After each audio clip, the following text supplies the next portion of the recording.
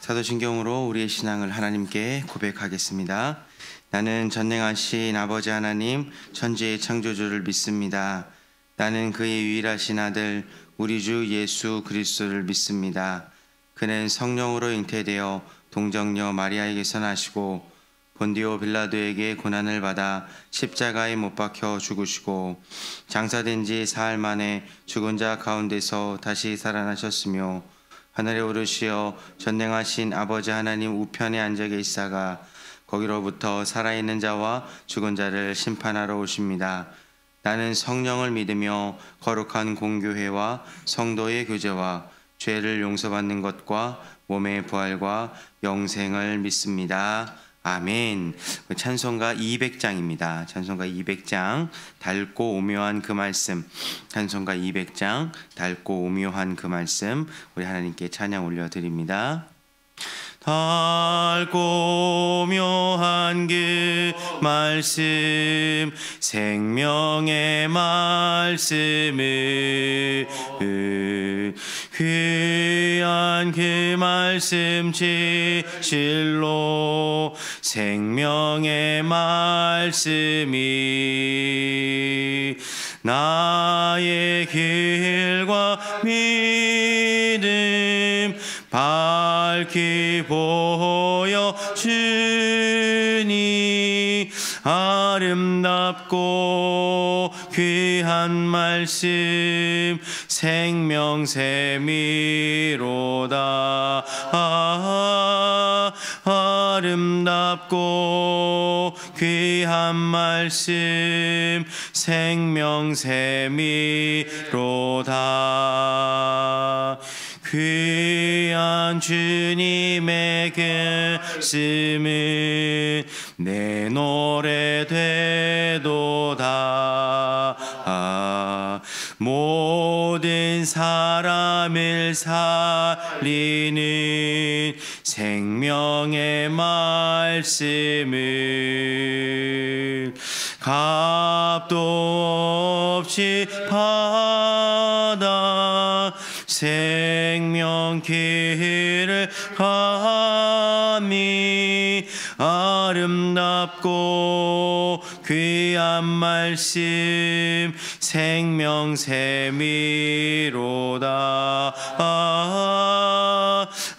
아름답고 귀한 말씀 생명샘이로다. 널리 울리어 퍼지는 생명의 말씀을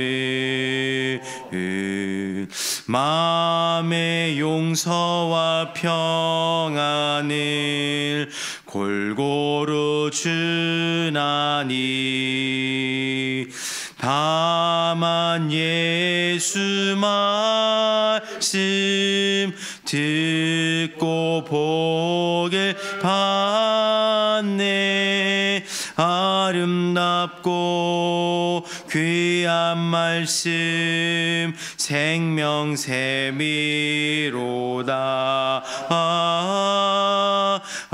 아름답고 귀한 말씀 생명샘이로다.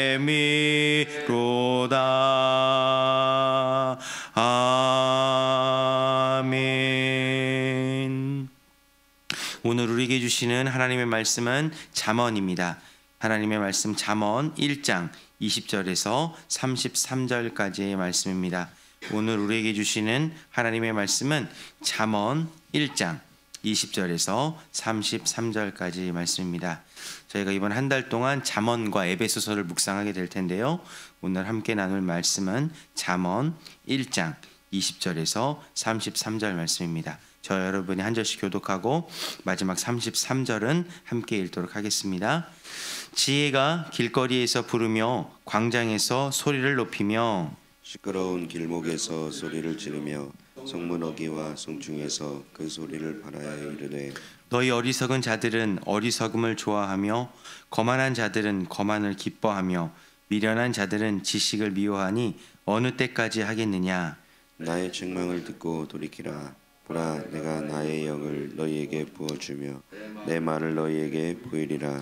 내가 불렀으나 너희가 듣기 싫어하였고 내가 손을 폈으나 돌아보는 자가 없었고 도리어 나의 모든 교훈을 멸시하며 나의 책망을 받지 아니하였은즉 너희가 재앙을 만날 때에 내가 웃을 것이며 너희에게 두려움이 임할 때에 내가 비웃으리라. 너희의 두려움이 광풍같이 임하겠고 너희의 재앙이 폭풍같이 이르겠고 너희에게 근심과 슬픔이 임하리니 그때에 너희가 나를 부르리라. 그래도 내가 대답하지 아니하겠고 부지런히 나를 찾으라. 그래도 나를 만나지 못하리니 대저 너희가 지식을 미워하며 여호와 경외하기를 즐거워하지 아니하며 나의 교훈을 받지 아니하고 나의 모든 책망을 업신 여겼음이니라. 그러므로 자기 행위의 열매를 먹으며 자기 꾀에 배부르리라. 어리석은 자의 퇴보는 자기를 죽이며 미련한 자의 안일은 자기를 멸망시키려니와. 함께 하겠습니다. 오직 내 말을 듣는 자는 평안히 살며 재앙의 두려움이 없이 안전하리라. 아멘. 이것은 하나님의 말씀입니다. 기도하겠습니다. 존귀하신 하나님, 은혜를 감사합니다. 10월 두 번째 날 우리에게 하나님을 예배할 수 있고 또한 하나님을 찾을 수 있는 지혜를 허락하여 주셔서 너무나도 감사합니다. 오늘도 하나님을 의지하여 시간을 내어드리고 또 장소를 구별하여 거룩하신 존전 앞에 모였습니다. 오늘도 어제와 우리와 함께 하셨던 그 하나님이 동일하게 함께하여 주실 줄 믿습니다.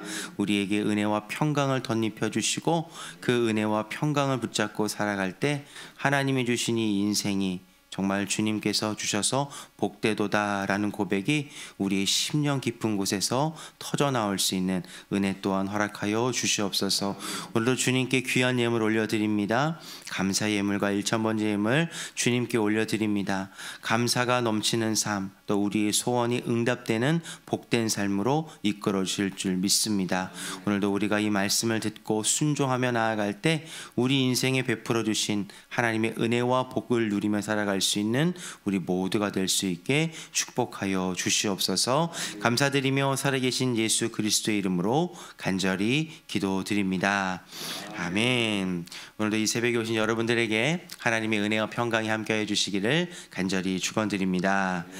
저희가 이제 10월 한 달 동안은요, 잠언 말씀과 이제 에베소서 말씀을 묵상하게 될 텐데, 특별히 잠언 말씀을 통해서 하나님이 주신 지혜가 무엇이고 또 그 지혜를 쫓는 삶이 얼마나 귀한 삶인지를 묵상하는 그런 귀한 시간이 되었으면 좋겠습니다.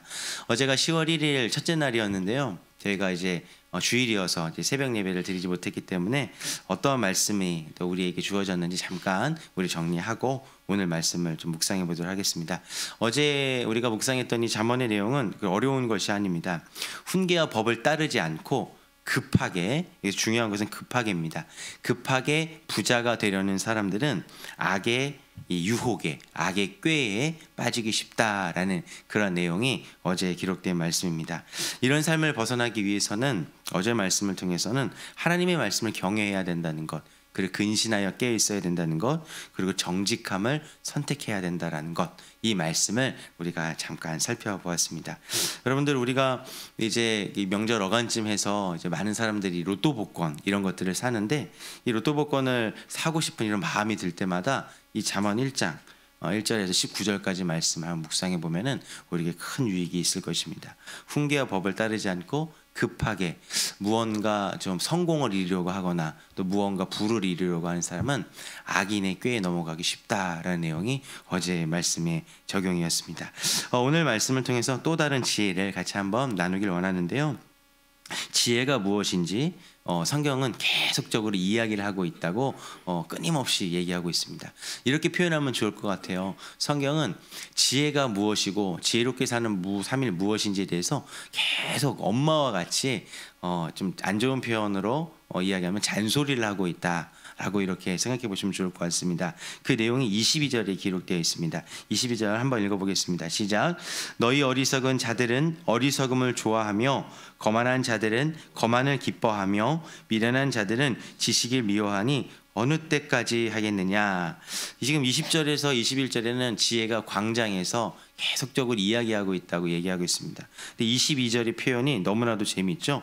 이 지혜가 어느 때까지 이런 얘기를 하겠느냐라고 이렇게 지금 물음을 하고 있는 겁니다. 이 얘기는 무슨 얘기입니까? 이렇게 바꿔볼 수 있죠.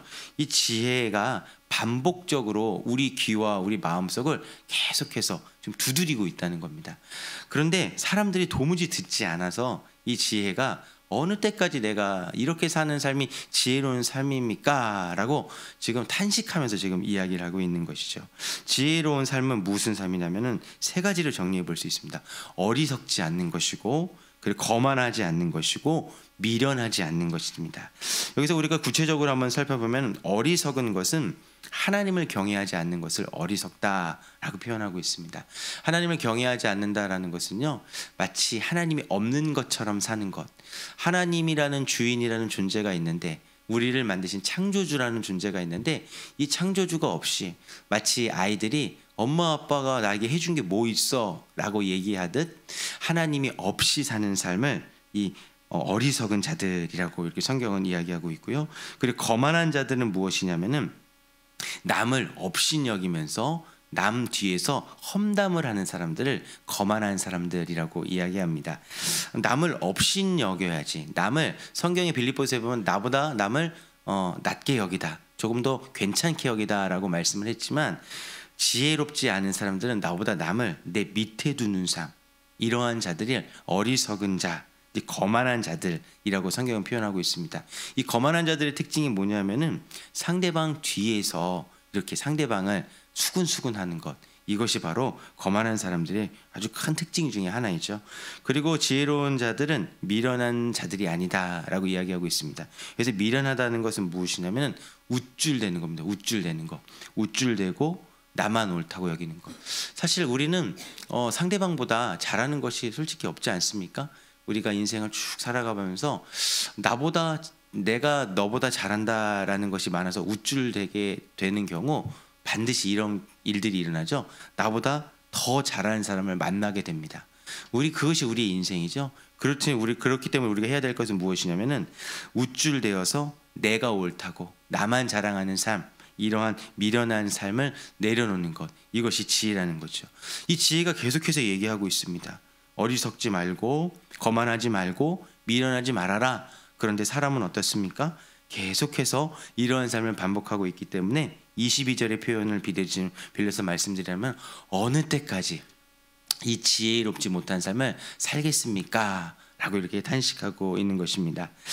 그렇기 때문에 이 어리석음, 이 거만, 이 미련한 삶을 내려놓는 이러한 방법에 대해서 23절은 아주 명확하게 이야기하고 있습니다. 23절 같이 읽어보겠습니다. 나의 책망을 듣고 돌이키라. 보라, 내가 나의 영을 너희에게 부어주며 내 말을 너희에게 보이리라. 아멘. 두 가지를 해야 됩니다. 우리가 지혜로운 삶을 살기 위해서는 두 가지, 책망을 들어야 됩니다. 그리고 한 가지 더, 그 들은 책망을 듣고 우리의 삶을 돌이켜야 됩니다. 이 두 가지 삶이 없으면 우리는 미련하고 교만하고 어리석은 삶을 살 수밖에 없다는 것이죠. 그런데 우리가 책망을 들으면 우리 마음이 어떻습니까? 마음이 한번 꼬이죠. 그리고 그 마음이 꼬이다 못해 그 꼬인 마음을 풀지 못하고 내가 더 옳다라는 생각을 가지고 비뚤어진 삶을 살아가게 됩니다. 그래서 성경은 우리 인간의 비뚤어진 마음에 대해서 아주 정확하게 표현되어 있습니다. 그것이 24절입니다. 제가 한번 읽어드리겠습니다. 내가 불렀으나 너희가 듣기 싫어하였고 내가 손을 폈으나 돌아보는 자가 없었고, 이렇게 표현되어 있습니다. 여러분, 이 말씀을 제가 묵상하면서 이것이 바로 내 모습이구나 라고 이렇게 생각을 합니다. 24절의 말씀이 우리들의 모습 아닙니까? 세상의 지혜가 하나님의 말씀을 통해서 이렇게 왔는데 우리는 여전히 그 말씀을 듣기 싫어하는 삶을 살 때가 너무나도 많이 있습니다.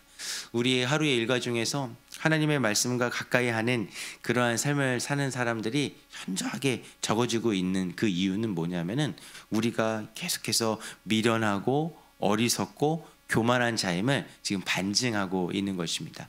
우리 인생 속에서 하나님의 말씀을 듣는 것을 즐겨하지 않는 그러한 삶이 있다면 속히 돌이켜야 되는 그러한 환경 속에 우리가 노출되어 있다라는 것을 우리가 말씀을 통해서 한번 분별해 보시면 좋을 것 같습니다.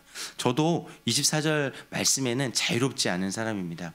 저도 누군가에 대해서 특히 싫은 소리를 듣거나 누군가의 훈계를 듣거나 누군가의 책망을 듣잖아요. 그런 마음이 너무 어려워요. 특히 이 성경을 묵상하다가 이 성경의 삶이 내가 사는 삶과 좀 내 삶을 좀 책망하는 소리로 들리면요, 이 성경이 정말로 무서워질 뿐만 아니라 이 성경과 멀어지는 그러한 것을 선택할 때가 우리에게 너무나도 많이 있다는 겁니다. 우리는 이렇게 연약한 사람들입니다. 이 연약한 사람들이기 때문에 우리는 하나님께서 허락하여 주신 이 교훈과 책망을 무시할 수밖에 없고 그리고 멸시할 수밖에 없는 그러한 연약함 가운데 빠져 있을 수밖에 없다는 거죠. 그런데 계속적으로 이 교훈과 책망, 이 지혜를 내려놓고 무시하게 되면 우리에게 어떤 일이 일어나는지 오늘 말씀은 좀 두렵게 우리에게 찾아오고 있습니다. 그 말씀은 바로 26절 말씀입니다. 우리 26절 말씀을 같이 한번 읽어보겠습니다. 너희가 재앙을 만날 때에 내가 웃을 것이며 너희에게 두려움이 임할 때에 내가 비웃으리라. 우리 26절과 27절에는요, 우리가 교훈과 책망을 무시하며 우리 삶을 살아갈 때 일어나는 구체적인 결과에 대해서 이야기하고 있습니다. 그 결과가 무엇입니까? 한번 동그라미 한번 쳐보시면 좋겠는데요. 재앙을 만날 수가 있고요. 그리고 그 밑에 두려움이 임할 때가 있다는 겁니다. 내 안에 재앙이 만나거나 두려움이 임할 때 여러분, 우리가 우리 스스로의 삶을 한번 점검해 봐야 됩니다. 내가 미련한 삶을 살고 있지 않았는지, 내가 교만한 삶을 살고 있지 않았는지, 내가 어리석은 삶을 살고 있지 않았는지, 이 모든 것들을 변화시키려고 나에게 교훈과 책망을 허락하여 주셨는데 이 교훈과 책망과 훈계를 내가 멀리하고 멸시하지 않았는지, 이것들을 우리가 한번 점검해 보시면 좋을 것 같습니다.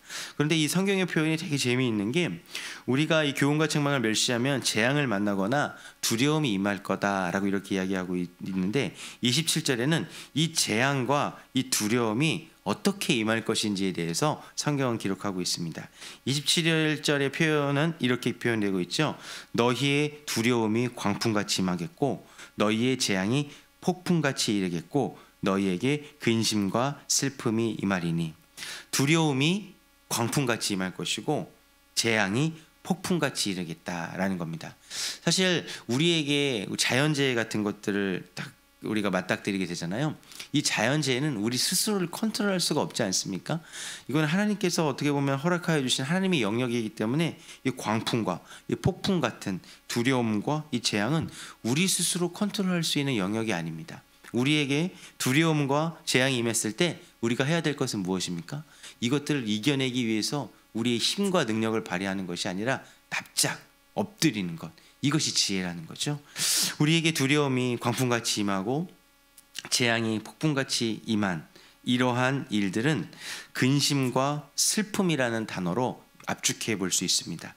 우리 인생 가운데 이 근심과 슬픔이 가득한 삶이 있다면 우리의 삶을 스스로 한번 점검해 보실 때가 왔다는 겁니다. 이 근심과 슬픔이라는 삶을 이렇게 표현해 볼 수 있죠. 우리가 무언가를 결정했을 때 평안함이 없습니다. 그 이유는 무엇입니까? 내 안에 근심이 있기 때문입니다. 내가 무언가를 결정을 했을 때 계속 좌로나 우로나 계속 흔들립니다. 이 결정이 맞을까? 저 결정이 옳지 않았을까? 이러한 것들이 있을 때 우리 안에 근심과 슬픔이 있다라는 거죠. 우리가 무언가를 선택하고 결정했을 때 그래, 이 선택이 옳았어, 하나님이 주신 선택이야 라는 확신이 있잖아요. 그럼 근심이 있는 것이 아니라 우리에게 평안함이 찾아온다는 것입니다. 그렇기 때문에 우리가 듣고 따라야 하는 것, 또 우리가 무언가를 선택할 때 기준이 되는 것은 무엇이냐면은 교훈과 책망이 기록되어 있는 하나님 말씀이라는 사실을 오늘 우리가 묵상하고 있는 이 잠언 1장 이 후반절을 통해서 우리가 한번 발견해 보시면 좋을 것 같습니다. 이렇게 계속 교훈과 충계를 멸시하는 삶을 살잖아요. 그러면 우리에게 더 슬픈 일이 일어납니다. 그것이 무엇이냐면은 바로 28절입니다. 이 28절의 상태까지 오면은 어떻게 보면은 우리가 정말로 큰 곤란과 환경에 처해 있다라고 우리가 한번 살펴보시면 좋을 것 같아요. 28절 한번 읽어보겠습니다. 시작. 그때에 너희가 나를 부르리라. 그래도 내가 대답하지 아니하겠고 부지런히 나를 찾으리라. 그래도 나를 만나지 못하리라. 앞에 시편 이 잠언 1장 20절 21절에 보면은 이 지혜가 계속해서 끊임없이 이야기하고 있다고 얘기하고 있지 않았습니까? 이 교훈과 책망을 계속해서 얘기하고 있고 어리석음과 교만함을 내려놓는 것이 지혜다라고 얘기하고 있음에도 불구하고 이 교훈과 책망을 듣지 않고 돌이키지 않으면 어떤 일이 일어나냐? 두려움이 광풍같이 임하고 재앙이 폭풍같이 임하지 않았습니까? 이것들을 맞닥뜨렸음에도 불구하고 돌이키지 않으면 어떤 일이 일어나냐? 더 어려운 일, 바로 28절입니다. 그것이 뭐냐면은 하나님이 응답하지 않으신다라는 그 말씀이죠. 하나님이 응답하지 않는 것이 오히려 우리에게는 더 큰 재앙입니다. 사실 이스라엘 백성들이 그 출애굽에서 탈출하면서 나올 때 이 모세가 바로에게 하나님의 말씀을 계속 전하지 않았습니까? 하나님께서 우리 백성들을 이제 자유롭게 만들어서 예배하게 하라고 하셨습니다. 라는 그런 말씀을 전했고 계속해서 몇 가지 재앙으로 교훈과 책망을 했음에도 불구하고 이 바로의 마음속에 있는 것은 무엇이냐면 하나님이 바로의 마음을 강팍하게 두셨다라는 그 성경 말씀 우리가 기억하고 있지 않습니까? 바로 그것이 이 말씀입니다. 그냥 하나님이 내버려 두는 거죠. 그래, 네 알아서 해라. 이래 나는 너를 포기했다. 하나님은 우리를 절대 포기하지 않으시는 분이라고 성경에 기록되고 있는데 오죽 사람들이 돌이키지 않는 이 모습을 보고 성경은 너희가 부르짖어도 내가 대답하지 않겠고 너희가 부지런히 찾아도 내가 응답하지 않고 만나지 않겠다라고 이렇게 이야기하고 있겠습니까? 우리가 이러한 재앙과 또 두려움이 임한 이후에 여전히 돌이키지 않는다면, 여전히 우리에게 고난이 찾아왔을 때 이것이 하나님의 말씀, 하나님께서 우리에게 주신 은혜임을 깨닫지 못하고 여전히 그 자리에 머무르고 더 미련한 삶과 교만한 삶과 그리고 거만한 삶을 살아간다면 결국은 하나님께 하나님이라고 불러도 하나님이 응답하지 않고 하나님의 이름을 불러도 하나님이 외면하실 것이다 라고 성경은 기록하고 있습니다. 그렇기 때문에 우리가 무엇을 해야 될까요? 바로 33절입니다. 33절 말씀 같이 한번 읽어보겠습니다. 시작. 오직 내 말을 듣는 자는 평안히 살며 재앙의 두려움이 없이 안전하리라. 아멘.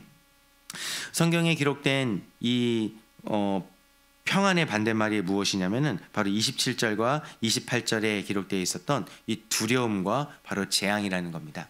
이 두려움과 재앙을 넘어선 하나님의 무관심, 어떻게 보면 하나님의 무응답을 이겨낼 수 있는 유일한 방법이 뭐냐면은 33절 하나님의 말씀을 듣는 사람들, 하나님의 지혜의 말씀을 듣는 사람들은 평안히 살 것이며 재앙의 두려움 없이 안전할 것이다 라고 우리에게 성경은 기록하고 있습니다.